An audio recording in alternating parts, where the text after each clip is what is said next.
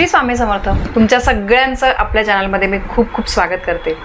वटपौर्णिमा आपल्या सगळ्या स्त्रियांचा, सगळ्या महिलांचा अतिशय हा आवडता सण असतो. कारण या दिवशी आपण अगदी नटून थटून वडाच्या झाडाची पूजा करत असतो.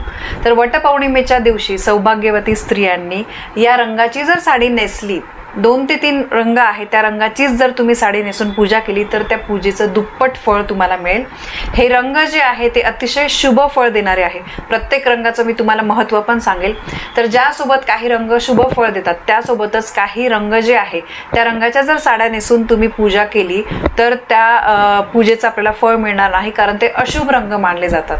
तर वटपौर्णिमेच्या दिवशी कुठले रंग घातल्याने आपल्याला काय फायदा होणार आहे आणि जास्तीत जास्त सकारात्मक लहरी निर्माण होऊन पूजेचं आपल्याला संपूर्ण फळ कसं मिळेल ही माहिती मी तुम्हाला आजच्या व्हिडिओमध्ये देणार आहे.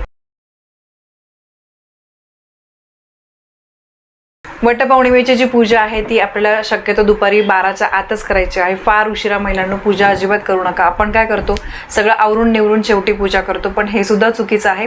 काही गोष्टी जर आपण त्या वेळेमध्ये केल्या तर त्याचा आपल्याला जास्त फायदा होतो.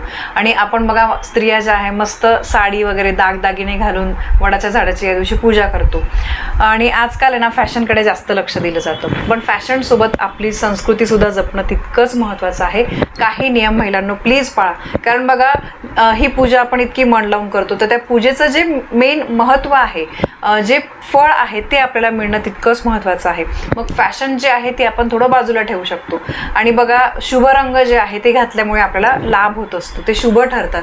दुसरी गोष्ट म्हणजे दागिन्यांच्या बाबतीत सुद्धा तसंच मी तुम्हाला काही महत्त्वाचं सांगणार आहे. यासोबतच बांगड्या सुद्धा आपल्या सौभाग्यवती स्त्रियांची एक खूण असते. तर त्या बाबतीत सुद्धा आपल्याला काही नियम पाळलेच गेले पाहिजे. तुम्ही समजा साडी नेसणार नाहीये, जर तुम्ही ड्रेस घालणार असाल तर ड्रेसच्या बाबतीत सुद्धा तुम्हाला हे नियम पाळायचे आहे. या रंगाचे शक्यतो तुम्ही ड्रेस जे आहे ते घाला. हे रंग जे आहे हे घातल्यामुळे सकारात्मक लहरी जास्त प्रमाणामध्ये निर्माण होतात आणि पूजेचं फळ आपल्याला मिळत असतं. आपण बघा, महिला रोज असं शाळा शृंगार अगदी करत नाही. अमुक एक दिवशीच म्हणजे गुढीपाडवा, अक्षय तृतीया, दिवाळीच्या वेळेस आपण आपली हाऊस मौस करून घेतो, हरतालिकेला सुद्धा. तर त्यामुळे वटपौर्णिमा सुद्धा हा एक त्यातला सण आहे. तर आता कोणते रंग घातल्यामुळे आपल्याला काय त्याचा लाभ होतो हे मी तुम्हाला सांगते. सगळ्यात पहिला आणि महत्त्वाचा रंग म्हणजे हिरवा रंग. देवीला आपण ओटी भरतो, हिरव्या रंगाची साडी अर्पण करतो, हिरव्या रंगाचा चुडा, बांगड्या ज्या आहेत तर त्या अर्पण करत असतो. वटपौर्णिमेच्या दिवशी जर महिलांनी हिरव्या रंगाची साडी नेसली तर सर्वोत्तम तो रंग जो आहे सगळ्यात उत्तम मानला जातो. नववधूला सुद्धा शक्यतो हिरव्या रंगाची साडी दिली जाते. आणि सवाष्ण स्त्रीसाठी सगळ्यात शुभ रंग हा हिरवा मानला जातो. कारण हिरवा रंग हा सौभाग्याचं प्रतीक मानला जातो. हिरवा रंग हा आपल्याला सुख समृद्धी प्रदान करत असतो. निसर्ग सुद्धा बघा कसा हिरवागार असतो. आणि बघा, हिरव्या रंगाची साडी घातल्यामुळे आपल्याला आपले सौभाग्य जे आहे तर ते वाढत असतं. दुसरी गोष्ट म्हणजे हिरव्या रंगाची साडी किंवा बांगड्या घातल्यामुळे भगवान शंकर जे आहे ते आपल्यावर प्रसन्न होतात. आणि शिवशंकर आणि निसर्गाचं एक जवळचं नातं आहे. तर त्यामुळे आपल्याला श्रावण महिन्यामध्ये बघा बऱ्याचशा महिला हिरव्या रंगाच्या बांगड्या, हिरव्या रंगाची साडीसुद्धा घालत असतात. तर त्यामुळे हिरव्या रंगाची साडी घातल्यामुळे आपल्या वैवाहिक जीवनामध्ये अडीअडचणी येत नाही, पती पत्नीमध्ये सौख्य राहतं. आणि आपण हिरव्या रंगाची साडी नेसून जर आपण पूजा केली तर त्या पूजेचं आपल्याला संपूर्ण फळ मिळतं. त्यामुळे जमल्यास शक्यतो महिलांनी हिरव्या रंगाची साडीच नेसा, त्याचा आपल्याला खूप फायदा होईल पूजेचं संपूर्ण फळ मिळण्यासाठी. यानंतर पुढचे महत्त्वाचे रंग म्हणजे लाल आणि पिवळा रंग. बघा, हळदी कुंकू म्हटलं की लाल आणि पिवळा रंग येतो. आणि लाल आणि पिवळा रंग म्हणजे उत्साह आणि आनंदाची उधळण करणारा असतो. लाल रंग हा उत्साह, सौभाग्य, उमंग, धैर्य, नवीन जीवनाचा तो एक प्रतीक मानला जातो. त्यामुळे लाल रंग हा सुद्धा तितका शुभ आहे. त्यासोबत पिवळा रंग सुद्धा शुभ आहे. हळद ही पिवळी असते. बघा, नवरीला लग्नाच्या आधी हळद लावली जाते. आणि बऱ्याचशा ठिकाणी आपण जेजुरीला बघितलं असेल, सगळीकडे हळदीने जेजुरी भरलेली असते. तर त्यामुळे देवाधर्मांच्या गोष्टींमध्ये सुद्धा लाल आणि पिवळ्या रंगाला खूप महत्त्व आहे. यामुळे चांगलं नशिबाची प्राप्ती आपल्या आयुष्यामध्ये होत असते. म्हणून न विसरता तुम्ही लाल आणि हिरवा रंग सुद्धा तुम्ही घालू शकता. त्या रंगाचा ड्रेस घाला किंवा साडी नेसा. यानंतर पुढचा रंग म्हणजे बघा गुलाबी रंग. गुलाबी रंग सुद्धा हा प्रेमाचे प्रतीक आहे. वटपौर्णिमा हा सण नवरा बायकोचा असतो, म्हणजे आपण नवऱ्यासाठी पूजा करत असतो. त्यामुळे या दिवशी जर तुम्ही गुलाबी रंगाची साडी नेसून पूजा केली तर नवरा बायकोमधलं नातं जे आहे तर ते घट्ट होतं. याशिवाय बघा, जांभळा रंग, त्यानंतर लाल रंग, पिवळा, केशरी, गुलाबी, चिंतामणी, त्यानंतर पोपटी, चॉकलेटी हे रंगसुद्धा तुम्ही या रंगाचे ड्रेस घालू शकता, साडी नेसू शकतात. शक्यतो वटपौर्णिमेला महिलांनो साडी नेसण्याचा प्रयत्न करा. कशीही आपल्याला घालता येत असेल तरी चालेल, पण कमीत कमी पूजेपुरती तरी तुम्ही साडी नेसा, या रंगाची साडी नेसा. ड्रेस घालणं शक्यतो टाळा. यानंतर बघा, हे झाले शुभ रंग. या रंगाचे वस्त्र परिधान करून जर तुम्ही पूजा केली तर 100% त्या पूजेचं तुम्हाला संपूर्ण फळ मिळेल. कारण प्रत्येक रंग जो आहे त्या रंगामध्ये काहीतरी सकारात्मक नकारात्मक शक्ती खेचून घेण्याची ताकद असते आणि त्याचा कुठे ना कुठे आपल्यावर परिणाम होतो. आपण जे काही कपडे घालत असतो तर त्याचा आपल्या आयुष्यावर खूप मोठा परिणाम होत असतो. तर त्यामुळे नक्कीच तुम्ही हे रंग जे मी तुम्हाला सांगितले त्यांचं महत्त्व सुद्धा सांगितलं. जमलंच हिरव्या रंगाचीच साडी घाला, नाही जमलं तर इतर रंग सुद्धा मी तुम्हाला सांगितले आहे. आता कोणत्या रंगाच्या साडी ज्या आहेत त्या नेसू नये, तर सवाष्ण स्त्रियांना माहितीच असेल, पूजेच्या दिवशी, शुभ दिवशी, सणासुदीच्या दिवशी आपण शक्यतो पांढऱ्या आणि काळ्या यासोबत अगदी डार्क निळा रंग हे 3 रंग शक्यतो तुम्हाला टाळायचे आहे. बघा, पूजेमध्ये काळा आणि शक्यतो पांढरा रंग आपण कधी वापरत नाही. शनिदेवांच्या सोडून किंवा कालभैरवनाथांची पूजा वगैरे त्यांच्या रंगामध्ये काळा रंग जो आहे तो वापरला जातो. बाकी इतर कुठल्याही पूजांमध्ये, महादेवांच्या पूजेमध्ये आपण पांढऱ्या रंगाची साडी घालत असतो.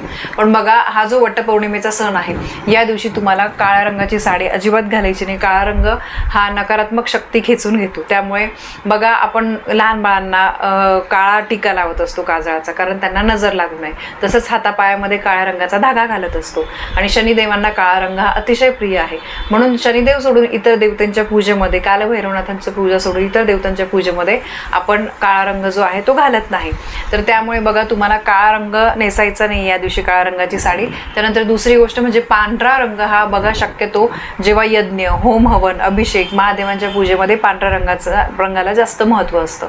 म्हणून पांढरं धोतर सुद्धा बघा त्या दिवशी महादेवांच्या पूजेमध्ये पुरुष लोक घालतात.